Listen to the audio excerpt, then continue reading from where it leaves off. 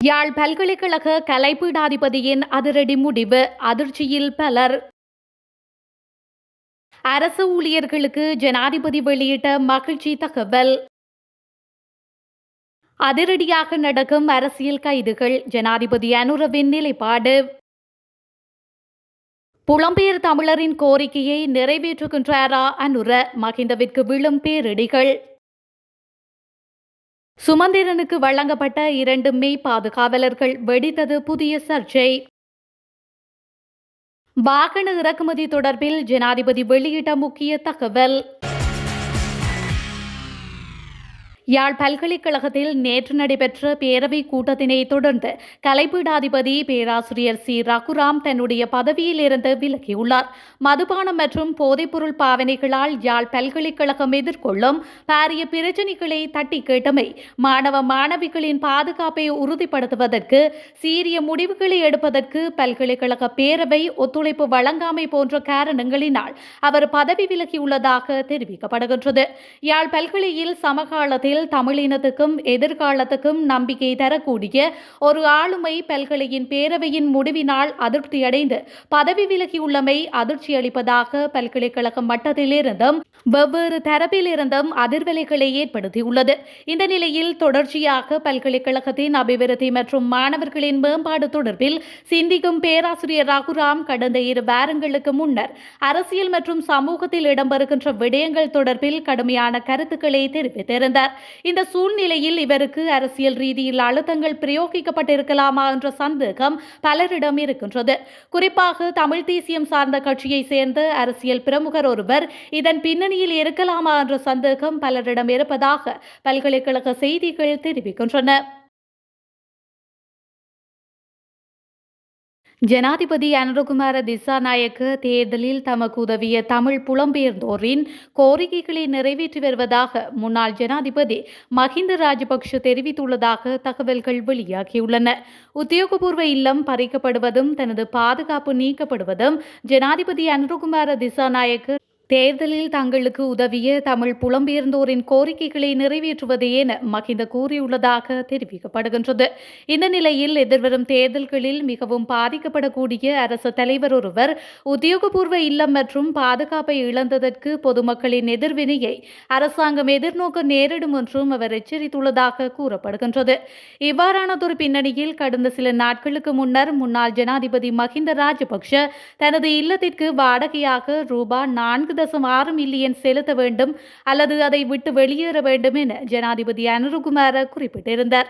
அதனைத் தொடர்ந்து பல்வேறு மஹிந்த ஆதரவு தரப்புகளிலிருந்து ஜனாதிபதி அனுரவின் கருத்துக்கு எதிர்ப்பு தெரிவிக்கப்பட்டதுடன் மஹிந்த ராஜபக்ஷவை பயங்கரவாதிகளுக்கு பலிகடாவாக்கும் முயற்சியில் அரசாங்கம் இவ்வாறு செயல்படுவதாக மொட்டு கட்சியும் குற்றம் சாட்டியிருந்தது.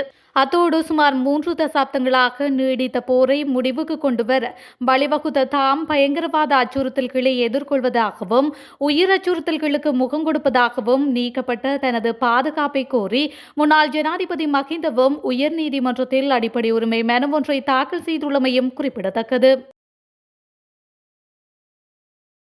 இந்த ஆண்டு வரவு செலவு திட்டத்தில் அரசு ஊழியர்களுக்கு நியாயமான அடிப்படை சம்பள உயர்வை வழங்குவதற்கும் ஓய்வூதியக்காரர்களின் சம்பள முரண்பாடுகளை முடிவுக்கு கொண்டு வருவதற்கும் முன்மொழிவுகள் சமர்ப்பிக்கப்படும் என ஜனாதிபதி அனுரகுமார திசாநாயக்க தெரிவித்துள்ளார். அனுராதபுரம் மாவட்ட செயலகத்தில் இன்று நடைபெற்ற ஒருங்கிணைப்பு குழு கூட்டத்தில் ஜனாதிபதி இதனை குறிப்பிட்டுள்ளார்.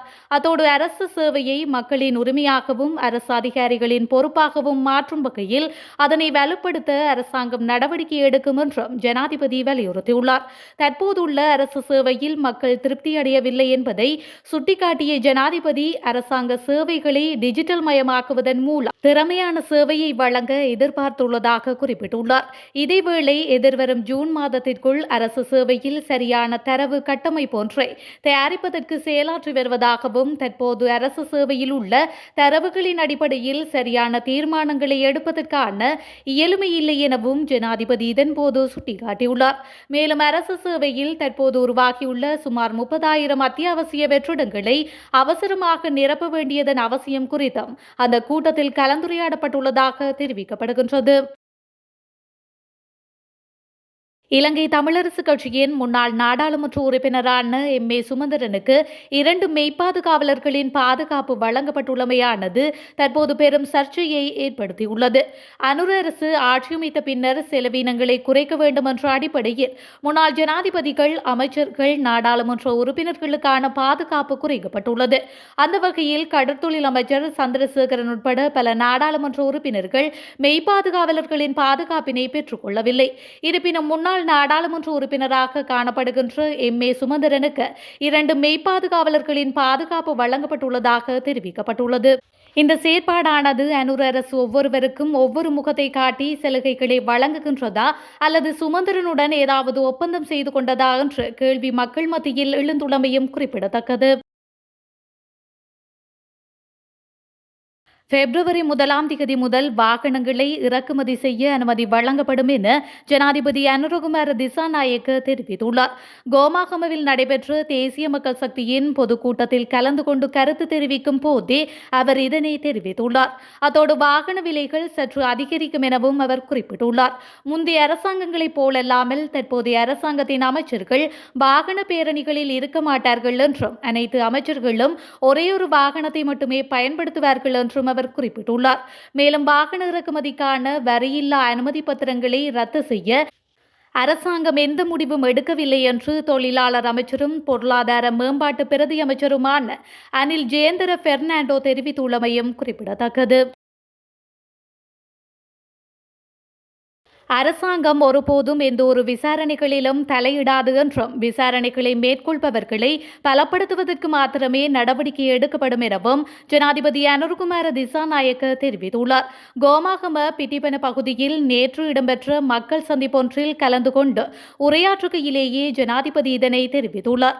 இது தொடர்பில் ஜனாதிபதி மேலும் தெரிவிக்கையில், இன்னும் ஓரிரு வாரங்களில் உள்நாட்டு சந்தையில் நிர்ணய விலைக்கு புறம்பாக சந்தையில் அரிசியை விற்பனை செய்யும் செயல்பாடு முற்றாக ஒழிக்கப்படும். தற்போது உடனடியாக இதனை செய்வதற்கு முயன்றால் பாரிய நெருக்கடி ஏற்பட்டுவிடும். அண்மையில் முன்னாள் அமைச்சர் ஒருவரும் அவரது மனைவியும் கைது செய்யப்பட்டதாக செய்திகள் வெளியாகின. அந்த முன்னாள் அமைச்சரின் பிரத்யேக செயலாளரே இங்கு கைது செய்யப்பட்டுள்ளார். குடும்ப ரீதியாக அவரும் கைது செய்யப்படவில்லை. குடும்ப ஆட்சி நிலவியமையாலேயே முன்னாள் அமைச்சரின் மனைவியும் கைதாகினர். 9 வருடங்களாக மறைக்கப்பட்டிருந்த கோப்புகள் தற்போது திறக்கப்பட்டு சட்ட நடவடிக்கைகள் எடுக்கப்பட்டு வருகின்றன. அரசாங்கம் எந்த ஒரு நபர்களையோ வழக்குகளையோ தெரிவு செய்வதில்லை. உரிய வகையில் விசாரணைகளை முன்னெடுக்குமாறு மாத்திரமே சட்ட அமுலாக்க நிறுவனங்களுக்கு ஆலோசனைகள் வழங்கப்பட்டுள்ளன. எனவே அரசாங்கம் எந்த ஒரு விசாரணைகளிலும் தலையிடாது என்று ஜனாதிபதி மேலும் தெரிவித்துள்ளார்.